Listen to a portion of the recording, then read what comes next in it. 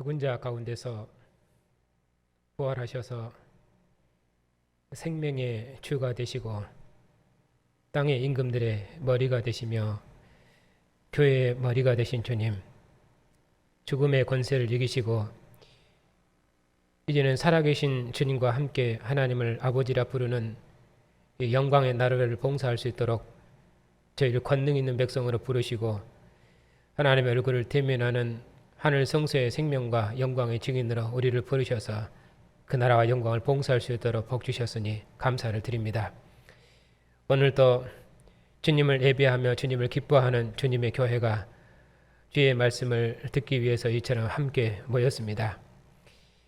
주님께서 주의 교회에 주의 권능의 말씀으로 함께 하셔서 교회가 이 말씀으로 주님 오시도록까지 천하 만민을 불러 모으시는 하나님의 마지막 구원을 힘있게 봉사하는 권능 있는 교회가 다 될 수 있도록 주님께서 주에게 은혜를 새롭게 주시옵소서.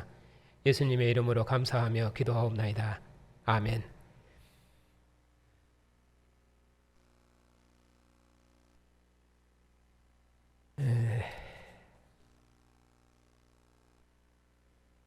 오늘 여러분이 나눠드린 유인물 사도행전 구조하고 교회란 무엇인가,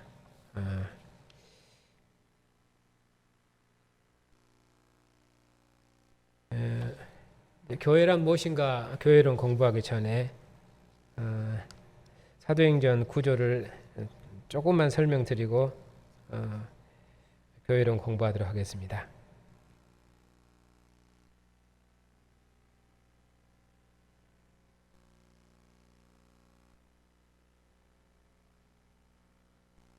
유인물 첫 번째 문단에 보면은 사도행전을 정의한 것입니다. 사도행전은 땅 위에서 하나님 나라를 증거하셨던 예수께서 죽은 자 가운데서 부활하셔서 승천하시어 그의 성령을 부으심으로 사도들을 통해서 예루살렘에서부터 땅끝까지 유대인과 이방인이 하나된 교회를 설립하신 성령 행전입니다. 성령께서는 지금도 교회 안에 임재하셔서 사도의 복음으로 그리스도의 교회를 만국 중에 세우십니다. 사도행전을 성령 행전이라고 말하는 것은 성령의 사역, 주의 성령께서 사도들을 통해서 천하 만국 중에 주님의 교회를 설립하셨기 때문에 성령 행전이라고 그렇게 부릅니다. 우리는 성령 하면은 성부, 성자, 성령 해서 항상 삼위일체 이 개념이 그냥 먼저 들어옵니다. 왜냐하면은 교회사가 전통적으로 하나님을 존재론적으로 삼위로 구분을 했기 때문입니다. 성부 하나님, 성자 예수님, 성령 하나님 이렇게. 그래서 우리는 아예 의식 속에 하나님은 세 분이시다. 성부, 성자, 성령 이 개념이 항상 있습니다. 그래서 구약을 읽을 때도 항상 삼위일체 하나님을 생각하고 신약을 읽을 때도 항상 삼위일체 하나님을 생각합니다. 근데 이게 의식 속에 아예 깔려 있어서 항상 우리들이 성경 읽을 때마다 그 개념이 먼저 들어오는데 성경은 그렇게 삼위 하나님의 존재 방식에 대해서 자세히 설명하지 않습니다. 성경 하나님은 역사의 하나님이고 자기 백성과 관계에서 일하시는 하나님이지 그렇게 존재가 하나님의 존재를 설명하는데 목표에 있지 않거든요. 성령도 그런 의미로는 성부, 성자, 성령 해서 성령 단독의 사역으로 성경은 그렇게 말하지 않습니다. 성령이라는 개념은 구약에서도 성령이 있고 신약에서도 성령이 있지만은 그 영이라는 개념은 물론 직접적으로 성령이라는 개념은 신약 성경에 집중적으로 나옵니다. 그래서 이 성령을 항상 그리스도의 영, 그리스도께서 누구신가, 그리스도께서 행하신 그 일이 무엇인가를 증거하고 나타내는 영으로서 성령이지, 성령이 누구신가, 성령 그 성령 독자적으로 자기의 사역을 말하지 않습니다. 그래서 성령을 그런 의미로는 그리스도의 영 이렇게 얘기를 하지, 성령이 누구신가 성령을 독자적으로 설명하잖아요. 그래서 성령을 항상 관계로 설명을 합니다. 그 성령은 그리스도와의 관계에서 성령 이렇게 성령을 설명하지 성령을 독자적으로 설명하지 않아요. 구약에서도 영을 설명할 때도 모세에게 임한 영, 여호와의 영 이런 식으로 항상 그 영을 관계적으로 설명을 하지 독자적으로 설명을 하지 않습니다. 그래서 성령은 항상 영은 항상 관계적인 영입니다. 하나님께서는 항상 그의 종을 통해서 일하신다고 말씀을 드렸습니다.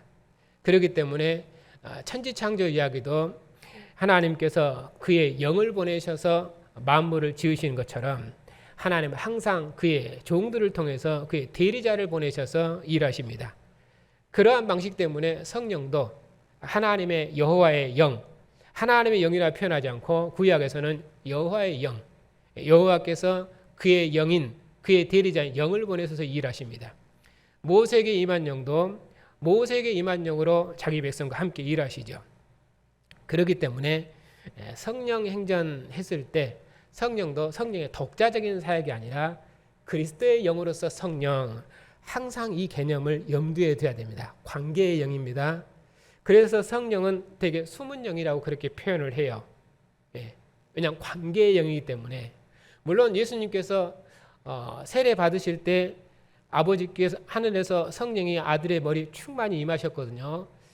그때 성령은 물론 성경에서 성령 그리스도의 영이기 때문에 그리스도께서 죽은 자 가운데서 부활하신 후에 그의 영을 교회에 부으셔서 교회를 만국 중에 세우는 것이 성령의 집중적인 사역이지만은 복음서에서 나오는 예수님 취임하실 때 하나님 아들로 취임하실 때 성령이 임했다 했을 때는 그 영은 어떤 영인가? 거기서는 또 그리스도의 영이라고 말하지 않아요.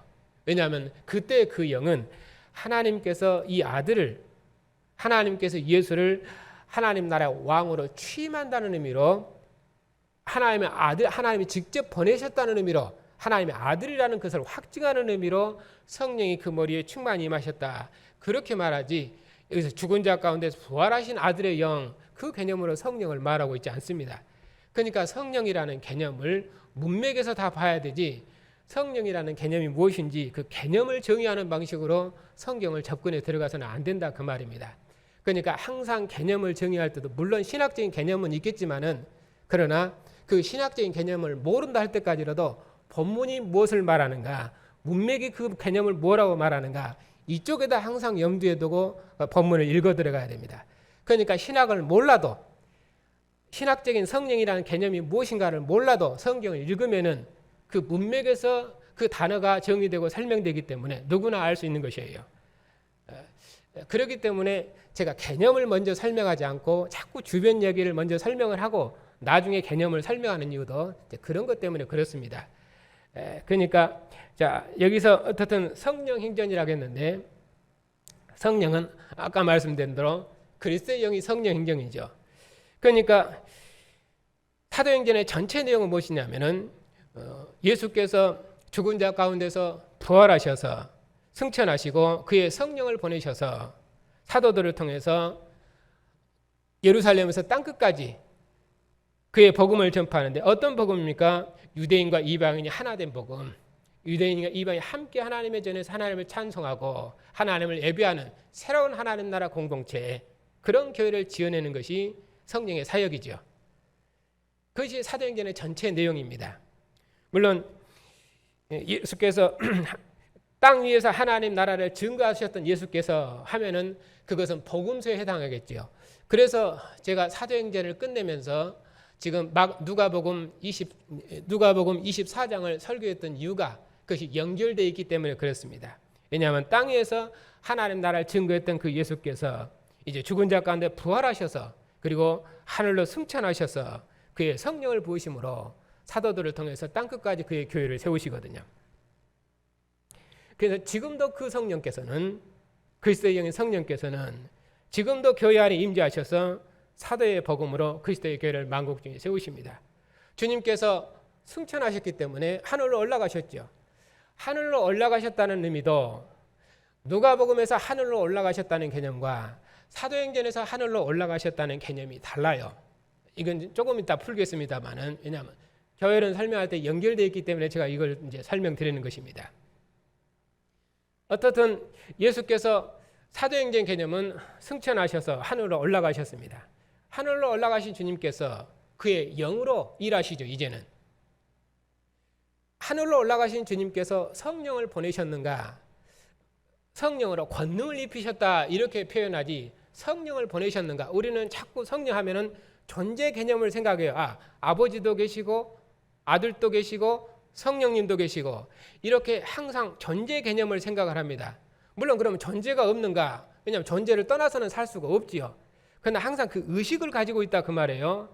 그러나 성경 개념은 아버지께서 그의 아들을 보내셔서 일하시고 아들은 그의 영을 보내셔서 일하시는데 아들의 일은 아버지의 일을 행하고 아들을 보내신 아들의 영은 성령은 아들의 일을 행하는 것이에요. 아들이 행하신 일을 드러내고 나타내는 것이 아들의 영의 일이에요.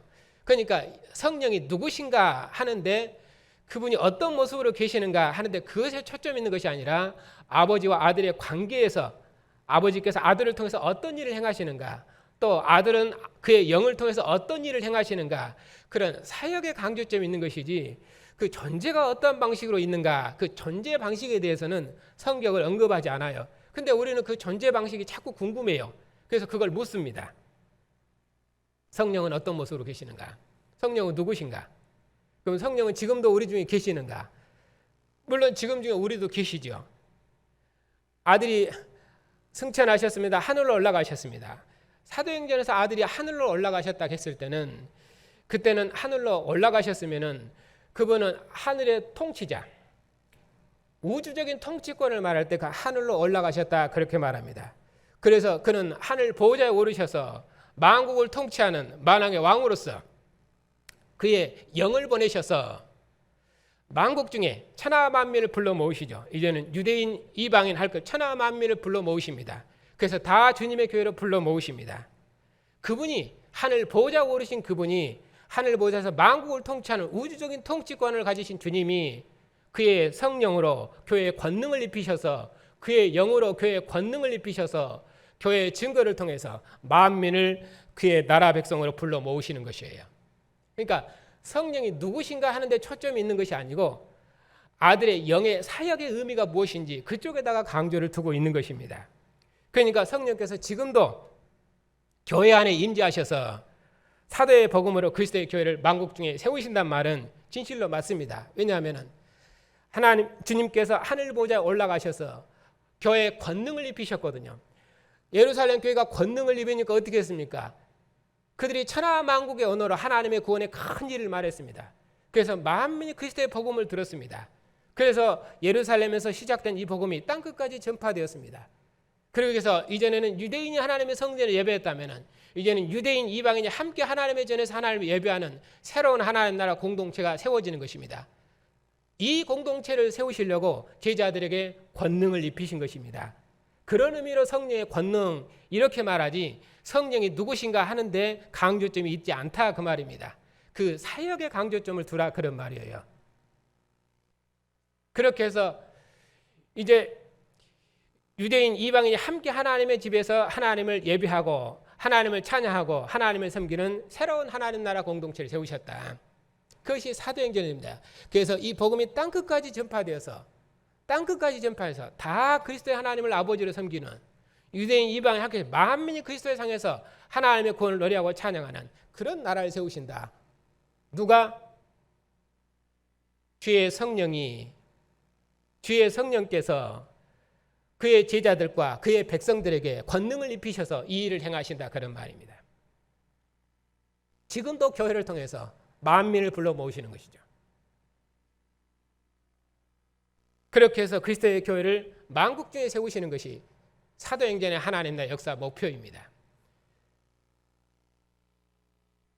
그래서 이전에 주의 성령께서 사도들을 통해서 그 사도들이 어떻게 했습니까? 그리스도의 말씀으로 하나님 나라 복음으로 교회를 가르치고 또 권능으로 표적을 행해서 사도께서 증거하신 주님이 누구신지 그걸 증거해서 교회를 세웠지요. 이제 사도의 복음으로 주님의 교회가 이 땅에 교회를 세우는 것입니다. 사도의 복음으로. 그의 성령의 사역이에요. 그럴 때 교회가 모여서 함께 하나님께서 아들을 통해서 행하신 이 구원의 큰 일로 교회가 함께 모여서 하나님을 예배하고 하나님을 찬송하고 그 언약 공동체가 함께 주의 상에 앉아서 그 일을 이루는 이래로 한 뜻을 한 생명의 공동체로 부르심을 입은 것입니다. 사도행전을 한다면은 주님께서 머무셔서 우리를 구원하신 것은 어떤 공동체로 구원하셨는가? 사도행전 개념으로 하면은 천하 만민을 불러 모으시는 하나님 나라 공동체로 교회를 지으신 것이죠. 그런 의미로 교회가 하나 된 것입니다. 그 하나 된 공동체가 주님의 상에서 떡과 잔을 먹고 마심으로 한 피와 한 살로 연합되었다는 그 의식을 그 성찬식에서 그 주님의 상에서 먹는 그 언약의 교제, 식탁의 교제에서 그것을 확증하고 증거하는 것입니다. 그러니까 성령께서 지금도 교회와 함께 하신다는 확증은 무엇입니까? 그것이 바로 성찬상이에요. 왜냐하면 천하 만민을 불러 모으시는 그리스도의 백성들이 그리스도의 상에서 함께 모여서 하나님을 아버지라 부르며 하나님 행하신 구원의 일을 찬양하고 그 상에서 함께 먹고 마심으로 그들이 한 생명의 공동체로 한 뜻을 이루는 공동체로 부르심을 입었다는 확증이 주의 상에 앉는 것이며 언약의 상에 앉는 것입니다. 그러니 이 언약의 상에 앉는 것이 성령께서 친히 교회 중에 함께 하신다는 것이고 이 예찬의 상이 성령께서 지금도 어떤 성령? 죽은 자 가운데서 부활하신 주의 성령, 유대인과 이방인 천하 만민을 불러 모으시는 주님의 영, 그분이 교회에 함께 하신다는 증거죠. 그래서 교회가 이 증거를 이루기 위해서 만국 중에 주님의 교회를 세우기 위해서 이방 땅에 선교사를 보내기도 하고 또 사역자를 세워서 사역자를 양성해서 그렇게 해서 사역자를 세우기도 하고 또 사역자와 함께 교회를 이루어서 하나님 나라를 만국 중에 전파하기도 하고 그 일을 해내는 것이죠. 그래서 주님의 교회가 하나님을 예배하고 주의 상에서 함께 먹고 마시는 것, 이것이 성령께서 교회와 함께 하시는 증거고, 그리고 지금도 교회 임재 안에서 교회에 임재하셔서 사도의 복음으로 그리스도의 교회를 만국 중에 세운다는 확증인 것입니다. 그러면은 사도행전 같으면은, 그래서 사도행전의 구절을 제가 지난 시간에 설명드렸습니다마는 말씀이 흥황하더라, 날마다 수가 더하더라 하는 이러한 정형업구로 8단계로 구분한다고 말씀을 드렸습니다. 큰 틀은 무엇이냐면은 예루살렘과 유대와 사마리아와 땅끝까지입니다. 이것이 8단계 안에 각 구분으로 나눠져 있습니다. 그래서 앞에 1장부터 1절부터 11절까지는 서언이죠. 40일 동안 하나님 나라를 가르치시고 제자들을 땅끝까지 증인으로 파송하셨다. 예루살렘과 유대와 사마리아 땅끝까지 이르러 내 증인이 되라. 이것이 하나의 틀입니다. 이 틀로 사도행전이 구성될 것이에요. 그래서 이 큰 틀이 무엇이냐면 예루살렘과 유대와 사마리아 그리고 땅끝까지입니다. 전반부에서는 예루살렘 사역이죠. 6장까지는. 그리고 12장까지는 유대와 사마리아까지 복음이 전파된 것입니다. 그리고 13장부터 끝에까지가 이제 땅끝까지 복음이 전파된 것이죠. 그 앞부분은 예루살렘과 유대와 사마리아, 그거는 유대 공동체이죠. 그러니까 유대인의 사도인, 유대인들의 사도인 베드로와 야고보, 베드로와 요한, 그들이 사역을 하죠. 야고보는 야고보는 순교했지만은. 그래서 주님께서 변화산에서 항상 그 셋을 데리고 가시지 않습니까? 그러니까 그가 하나님 나라 중심이에요. 대표자들입니다. 베드로와 요한과 야고보. 그래서 이들이 유대인들에게 하나님 나라 복음을 전파하고, 그리고 이방인의 사도로 부름받은 사도 바울이 13장부터 끝에까지 이제 하나님 나라 복음을 전파하는 것입니다. 그렇게 해서 각 단위마다 주의 성령께서 사도들을 통해서 어떻게 하나님 나라를 점진적으로 땅끝까지 확장해 나가시는가, 그것이 동시문적인 물결 구조로 반복되어 있습니다. 점층적이죠. 그것이 사도행전의 전체를 구분하는 개념입니다. 지금도 주의 성령께서 교회를 통해서 만국 중에 주님의 나라를 세우시죠. 그렇게 해서 천하 만민이 그리스도의 상에서 함께 하나님의 구원을 노래하고 찬양하는 그 영광스러운 나라를 세우는 것, 그 일을 세상에 그 누구도 막지 못한다. 그 어떤 권세도 막지 못한다. 그래서 복음은 확장되고 하나님 나라는 번성하고 번성해서 그렇게 해서 만국을 정복해낼 것이다. 그 하나님 나라에 대한 승리를 노래하는 것이 이제 사도행전입니다. 그럼 누가복음은 무엇이냐? 그 하나님 나라에 대한 승리가 아니라 누가복음은, 그래서 하나님께서 약속하신 것을 너희에게 부어주리니 했을 때 사도행전은 어떻게 말하냐면은 그 약속하신 성령 이렇게 말합니다. 그래서 성령이 와서 그들에게 권능을 입히면은 그러면 그들이 어떻게 됩니까? 여러 나라 말로 각국의 언어로 하나님의 구원의 큰 일을 말합니다.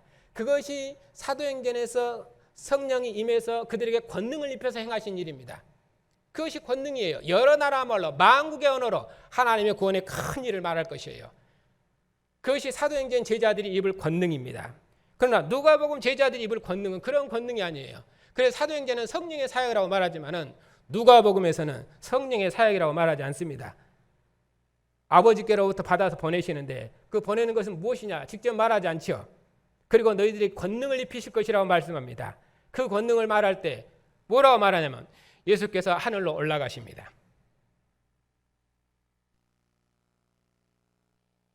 그리고 제자들도 늘 성전에서 기도하고 찬양합니다. 그러니까 누가복음의 공동체는 주님께서 영원한 대제사장으로 하늘 성소에 올라가십니다. 누가복음 시작말도 그래요. 성소에서 메시아의 구원의 약속을 소망하고 간절히 기다리는 의인 제사장의 간절한 기도. 성소에서 기도하는 제사장의 간절한 기도. 그리고 끝나는 부분도 그리스도께서도 그가 하늘로 승천하시는데 사도행전처럼 하늘로 승천하신 주님은 어떤 주님이셨습니까? 그가 승천하셔서 성령을 보내셔 권능을 입히셨는데 만국의 언어로 제자들이 하나님의 복음을 전파합니다. 하나님의 구원의 큰 일을 말합니다. 그러나 누가복음 제자들은 그렇게 된 것이 아니라 늘 성전에서 하나님을 찬송합니다. 그러니 제자 누가복음 공동체는 늘 성전에 있는 공동체예요. 하나님의 집에 있는 공동체입니다. 성전에 있으니까 어떻게 했습니까? 항상 하나님의 얼굴을 대면하고 있죠. 그들은 하나님의 영광의 면전에 있는 자입니다. 대제사장의 모습이죠. 그러니까 누가복음은 대제사장직 사역에 강조되어 있습니다. 히브리서와 연결되어 있어요. 그러니까 예수께서 하늘로 올라가시는데 왜 하늘로 그때 하늘 어딘가? 우주적인 통치권을 말하는 하늘이 아니라 그때는 하늘 지성소 개념으로 설명을 해요. 땅의 지성소가 아니라 예루살렘 지성소가 아니라 하늘 지성소에서. 그러니까 누가복음 끝은 예수께서는 하늘 지성소로 올라가시고 제자들은 땅의 지성소에 있습니다. 예루살렘에 있습니다. 그렇게 해서 하늘과 땅이 일치된 개념으로 설명을 해요. 주님께서 하늘 성소에 영광의 면전으로 들어가시면은 그러면 그 영광의 면전으로 들어가신 주님께서 제자들과 함께 할 것입니다. 그 권능의 영으로 제자들에게 능력을 입힐 것입니다. 그러면 제자들이 입을 능력은 무엇입니까? 하나님의 얼굴을 대면하는 능력, 하나님의 영광의 얼굴을 대면하는 능력. 그렇게 해서 만민을 하나님의 얼굴을 대면하는 이 생명의 교제로 씻어 정결케 하고 회개의 세례를 전파할 것입니다. 사도행전처럼 너희가 십자가에 못 박아 죽은 이 예수를 하나님께서 죽은 자 가운데 살리셔서 너희의 주와 그리스도로 삼으셨지 않느냐. 그러니 이분을 믿어라. 이방인들 전에는 간과하셨죠. 이제는 만민을 부르신 새로운 시대를 가져오셨고 그가 종말의 심판자로 만민을 심판할 것이다. 그러니 이분을 믿어라. 너희가 알지 못해서 죽은 우상을 섬겼지만은 그러나 이제는 이분이 너희의 생명의 주님이시며 만물의 심판자인 이분에게 복종해라. 그런 주님의 권세와 통치권이 강조됐다면 누가복음은 그렇게 되어 있지는 않지요. 누가복음의 제자들이 권능을 입히시면은 그러면 그들은 만민을 세례시키는데 만민을 회개시키는데 어떻게 회개합니까? 이스라엘 백성들이 회개하면은 그들이 부정하면 회개해야 됩니다. 정결함을 입어야 됩니다. 그래야만 속죄제를 통해서 하나님의 성소에 나아갈 수 있습니다. 그렇게 해서 하나님의 성소에서 하나님을 예배하고 하나님을 찬미하는 백성으로 새롭게 될 수 있습니다. 그것이 누가복음의 회개예요. 죄사함을 얻게 하는 회개의 세례. 그래서 만민을 씻어 정결케 해서 하나님의 성소에 나아가는 백성, 하나님의 얼굴을 대면하는 백성, 하나님 품 안에 있는 백성, 하늘 성소에 거하는 백성으로 그들을 씻어 정결케 해서 하나님 앞으로 불러드리는 것입니다. 이것이 누가복음 제자 공동체가 입을 권능이에요.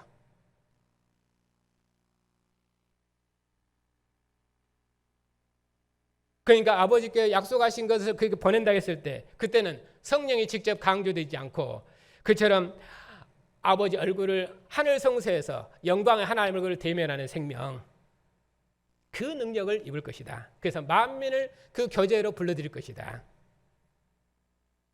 그리고 그런 백성들은 어떻게 됩니까? 늘 하나님의 성전에 모여서 하나님의 집에 모여서 하나님께서 아들을 통해서 행하신 구원의 큰 일로 함께 기뻐하고 찬양합니다. 그것이 누가의 공동체입니다. 거의 교회예요. 그러니까 교회는 무엇이냐? 누가복음에서 교회는 무엇이냐 했을 때 누가복음 교회는 늘 하나님의 집에서 하나님을 찬미하는 공동체입니다. 결론은 그것이죠. 하나님을 찬미하는 공동체. 어떤 하나님을 찬미합니까?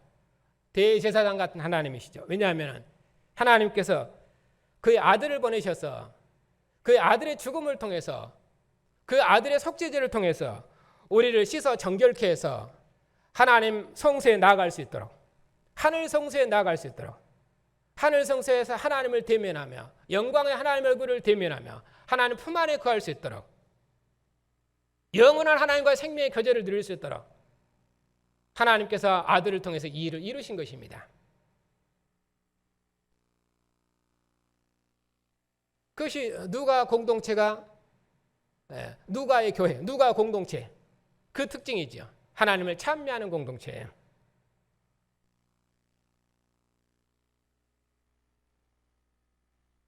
그러니까 누가의 교회는 이처럼 영원한 대제사장이신 주님, 자기 몸의 죽으심을 통해서 앞서 하나님 앞에 들어가셔서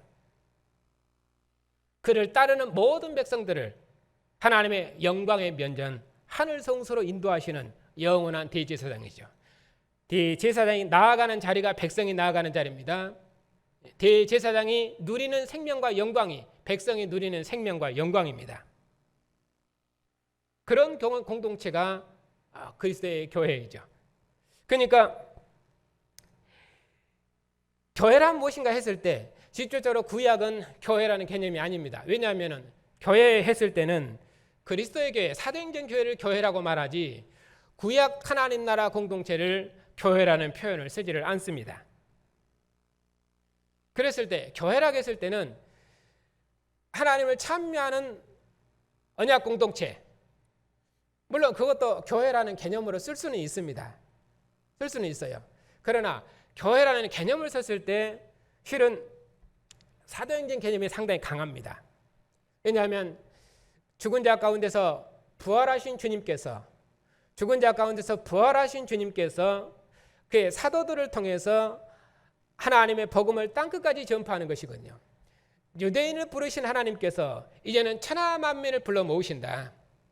그렇게 해서 이전 역사에서는 유대인이 하나님의 성에 들어와서 하나님 나라 백성이 되어서 그들이 하나님의 구원 역사를 봉사했는데 이제는 이방인도 함께 유대인의 자리에 앉아서 함께 하나님의 구원을 노래하고 찬양하는 백성이 되는 것입니다. 그것이 사도행전에 나타난 안디옥 교회이죠.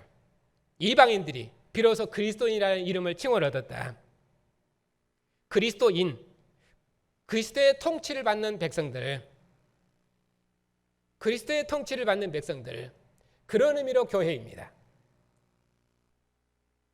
그래서 교회라는 표현을 쓸 때 그리스도의 교회 이렇게 하지 여호와의 교회 이런 표현을 쓰지를 않는 것이에요. 그래서 교회는 그것은 하나님을 찬미하냐, 하나님을 경배하냐 이런 개념이 강조점 있는 것이 아니라 만민이 함께 하나님의 나라를 이루는, 만민이 함께 하나님을 예배하고 경배하고 찬양하는, 만민이 그리스도 안에서 하나 되는 새로운 가족 공동체, 새로운 언약 공동체, 새로운 예배 공동체, 새로운 하나님 나라 공동체, 그런 의미로 교회입니다.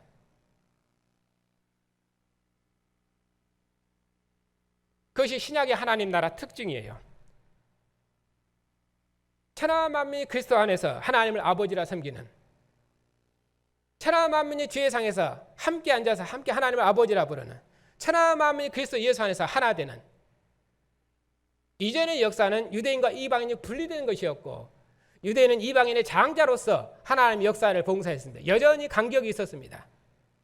그러나 이제 하나님께서 역사의 종말에 아들을 통해 세우신 이 하나님 나라, 곧 그리스도의 교회에서는, 그리스도의 교회에서는 모든 다툼과 그리고 모든 분열과 이 모든 것이 다 화목하게 되고 하나가 되고 온전하게 되는 것이죠. 그래서 그리스도의 교회에서는 분열이 없습니다. 그리스도의 교회에서는 온전함만 있습니다. 그리스도의 교회에서는 나눔이 없습니다. 유대인, 이방인 나눔, 간격이 없습니다. 다 그리스도 안에서 하나를 이룬 새로운 하나님 나라 공동체. 그것이 아브라함의 약속된 거 아닙니까? 내 씨로 말미암아 천하 만민이 복을 얻으리라. 천하 만민이 복을 얻으리라. 만민이 하나님의 영광을 노래하고 기뻐하고 찬양하는, 천하 만민이 하나님의 구원을 기뻐하고 노래하고 찬양하는 이 영광스러운 나라를 세우리라. 우주적인 왕국을 세우리라. 하나 되는 왕국.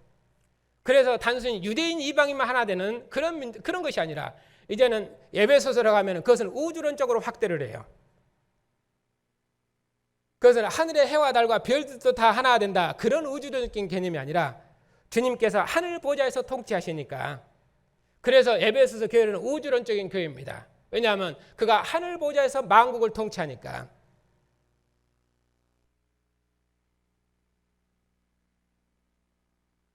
이전에 하나님께서는 예루살렘 가나안 땅에서 하나님의 나라를 통치했거든요. 이제 하나님께서 하늘 보좌에서 통치해요. 그러면 하늘에서 통치하면 그건 온 우주적인 통치입니다. 가나안 땅이 아니라 하늘에서 통치하니까. 그래서 아들의 통치를 우주적인 통치, 그렇게 말하고 온전한 통치라고 말합니다. 왜냐하면 그는 아버지의 정권을 가진 하나님의 아들로서 만국을 다스리고 통치하시는 하나님 나라 왕이시니까.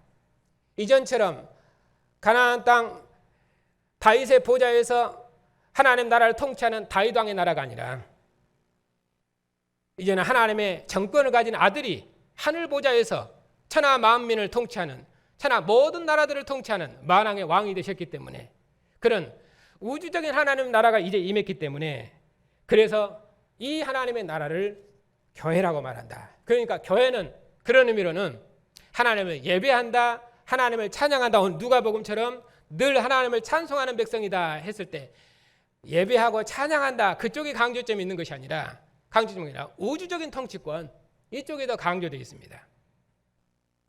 만민이 그리스도 안에서 하나 되는 것. 그러니 이 하나님을 아버지로 섬기고, 이 하나님을, 그리스도의 하나님을 아버지로 섬기고 그리스도의 통치를 받는 그리스도의 나라에서는 유대인, 이방인 간격이 없어지죠. 그래서 모든 분열과 다툼이 끝나고 하나 되는 나라가 그리스도의 나라입니다. 왜냐하면 그리스도께서, 하나님께서 이런 나라를 세우시기 위해서 자기 아들을 내어주셨고, 주님께서도 자기 몸을 내어주셔서 유대인과 이방인의 원수된 관계를 끝내고 온전한 화목을 이루게 했거든요. 그러니 주님의 상에서는 분열이 있을 수가 없습니다. 그러니 주님의 상에서는 나눔이 있을 수 없습니다. 왜냐하면 주님께서 자기 몸을 내어주셔서 우리를 주님의 몸과 지체로 삼으시고, 우리를 한 피와 한 살로 연합된 새로운 생명의 공동체로 삼으시고 새로운 나라 백성으로 삼으셨기 때문에 주님의 상에서는 결단코 나눔이 있을 수가 없지요. 유대인, 이방인만 하나 될 것뿐 아니라, 유대인, 이방인만 하나 될 것이 아니라 죽음과 생명도 하나 되고 그러니까 산자와 그리스도의 나라에서는 그래서 산자와 죽은 자의 하나님이시며 유대 옛 이스라엘과 이방인이 옛 이스라엘과 또 그리스도의 교회가 하나 된 나라라고 말씀하는 이유가 바로 그것 때문입니다. 오늘 말씀하도 그런겠죠. 모세 율법과 선지자 일과 시편이 내게 대해서 증언하느니라.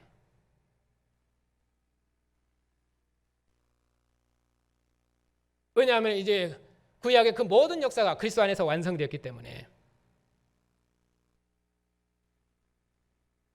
그렇기 때문에 죽은 자들도 내가 사나 죽으나 그리스도의 것이며 살아도 주의 것이며 죽어도 주의 것이며 하는 이유가 무엇 때문입니까? 그리스도께서 죽은 자 가운데서 부활하셨거든요. 죽은 자 가운데서 부활하셨거든요. 그러니까 산 자와 죽은 자가 하나 된 나라. 구약에서는 산 자와 죽은 자가 하나 된 나라가 아닙니다. 왜냐하면 구약에서는 죽으면 음부의 무실로 들어가는 것입니다. 그 이후의 세계는 열린 적이 없습니다. 왜냐하면 다윗도 썩어짐의 종로로 됐거든요. 그것이 구약의 하나님 나라의 특징입니다. 그러나 그리스도의 나라에서는 주님께서 죽음을 이기시고 부활하셨기 때문에 죽음을 이긴 생명, 그 생명으로 주님의 교회를 세우셨기 때문에 주님께 속한 주님의 나라에서는 죽음도 생명도 다 하나 된 나라입니다. 그러니 죽은 자와 산 자가 다 하나 된다요. 그래서 사도 바울이 내가 사나 죽으나 오직 그리스도의 것이라 그렇게 말할 수 있고 그는 살아도 오직 주를 위해서 죽어도 오직 주를 위해서 그렇게 담대하게 걸을 수 있는 것입니다. 왜냐하면 죽음의 나라와 생명의 나라가 다 그리스도의 나라이기 때문에 다 그리스도의 것이기 때문에 그러니 우리는 죽어도 그리스도와 함께 있고 살아도 그리스도와 함께 있는 것입니다. 그것이 주님의 우주적인 통치권이에요. 그것이 그리스도의 교회의 특징이에요. 유대인과 이방인 하나 될 뿐만 아니라 온 우주가 하나 되는 것, 생명과 죽음도 하나 되는 것, 만물 그 산에서 통일을 이루는 것. 그러니 분열과 다툼이 있을 수가 없지요.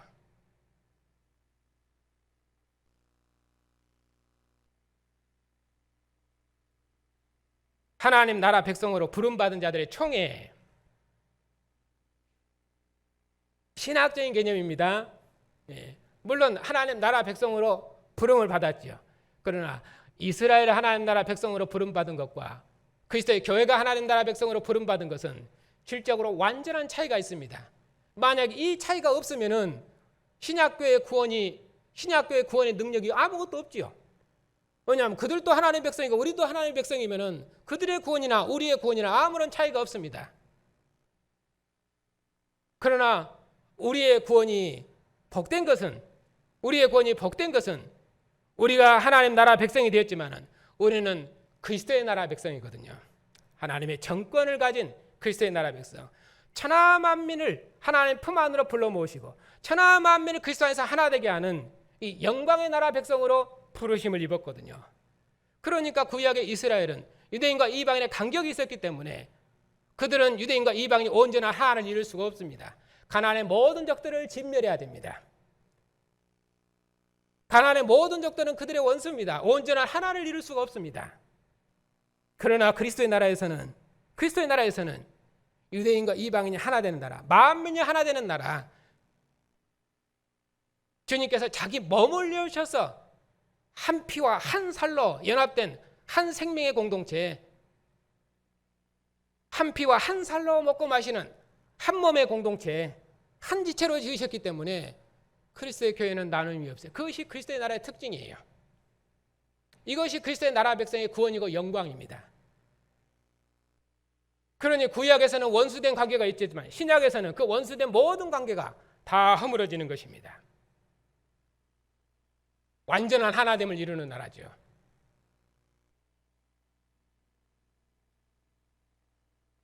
그것이 교회가 가진 영광이에요.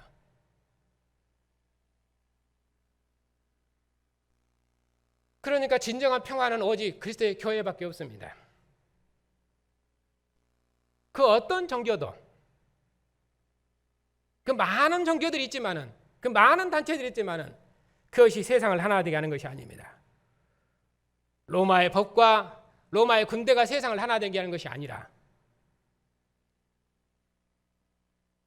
세상 과학에 하나 되게 하는 것이 아니라 정치적인 힘이 하나 되게 하는 것이 아니라, 먹고 마심이 세상을 하나 되게 하는 것이 아니라, 심지어 유대교도 세상을 하나 되게 할 수 없습니다. 유대교는 영원한 다툼뿐입니다. 그래서 모세의 나라에서는, 다윗의 나라에서는 온전한 하나를 이룰 수가 없습니다. 그러나 하나님 아들이 통치하는 이 나라에서만 온 세상이 그리스도 안에서 온전한 화목과 하나를 이루는 하나된 나라, 한 몸의 나라, 한 생명의 공동체를 이루는 나라, 그런 나라를 이룰 수가 있는 것입니다. 그것이 교회가 가진 권세요 영광입니다. 이것으로 만민을 구원내는 것입니다. 그러니까 사도행전적인 교회가 만민을 불러 모으시는, 만민을 그리스도 안에서 하나 되게 하는, 유대인 이방인 함께 하나님 상에서 하나 되는 나라. 그것이 중간에 문제가 있어서 예루살렘 공회가 복음을 확정했잖아요. 왜냐하면 유대교가 아직도 그 옛 유대교의 영광, 유대교의 자랑, 그것을 가지고 있었어요. 그렇기 때문에 이방인이 하나님의 교회에 들어오는 것을 그들이 감당할 수 없었던 것입니다. 그래서 이방인이 하나님의 교회에 들어오더라도 여전히 율법의 규례를 지키도록 요구하고 했던 것이 그런 이유 때문이죠. 그것이 옛 율법의 자랑이거든요. 그것을 중간에 교정을 해서 예루살렘 공의가 확정한 복음으로 사도께서 2차 선교부터 다시 한번 이 복음으로 교회를 경고케 세우는 것이 사도 바울의 2차 선교 사역이거든요. 그러니까 오직 죽은 자 가운데서 부활하신 그리스도의 교회만 온 세상을 그리스도 예수 안에서 하나 되게 할 수 있다. 이것이 교회에 대한 근본 개념입니다. 그러면은 여러분 교환의 구약 여호와의 이스라엘을 거기서도 첫 번째, 두 번째 세 문장으로 되어 있습니다. 세 문단으로 두 번째 문단까지 설명을 드린 것이고요. 신약 그리스도의 교회도 첫 번째, 두 번째 문단까지 설명을 드렸습니다. 그리고 다음 시간에는 그 마지막 부분인 그 아랫 단계 세 번째 문단을 설명하겠습니다. 질문 있으면 손 들고 하십시오.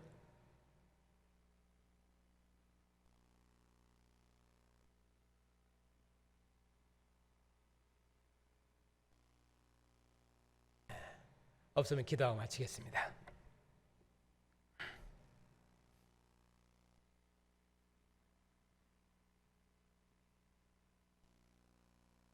고난을 받으시고 하늘 성소의 영광의 보좌 오르신 주님, 우리를 주님의 나라와 영광으로 부르셔서 영원토록 하나님의 성소에서, 하나님의 집에서 하나님의 얼굴을 대면하며 하나님 품 안에서 하나님과 영원히 함께하는 생명의 교제를 나눌 수 있도록 교회를 복주시니 감사합니다. 우리가 하나님 앞에 원수되고 죄인 되었을 때 하나님께서 먼저 우리를 사랑하셔서 아들을 내어주시고 아들의 죽음에서 우리의 죄를 용서하시고 이제는 영원토록 하나님 품 안에서 하나님을 기뻐하며 하나님의 영광의 면전에서 하나님께서 아들을 통해 행하신 구원의 큰 일을 기뻐하고 감사하며 찬양할 수 있도록 주의 교회를 복주셨으니 감사를 드립니다. 우리를 하나님과 화목케 하신 것처럼 이제 주님의 교회를 그리스도의 피와 살로 한 몸 한 지체로 삼으시고 하나 되게 하시고 만민을 그리스도 안에서 하나 되게 하는 이 영광의 직무회로 주님의 교회를 부르셔서 이 마지막 사명을 감당할 수 있도록 주의 교회를 복주시니 감사를 드립니다.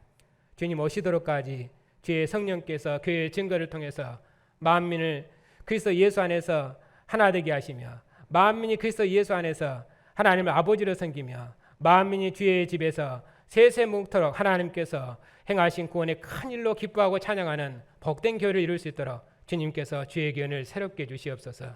한 주간도 주의 백성들 주님께서 지키시고 인도해 주시옵소서.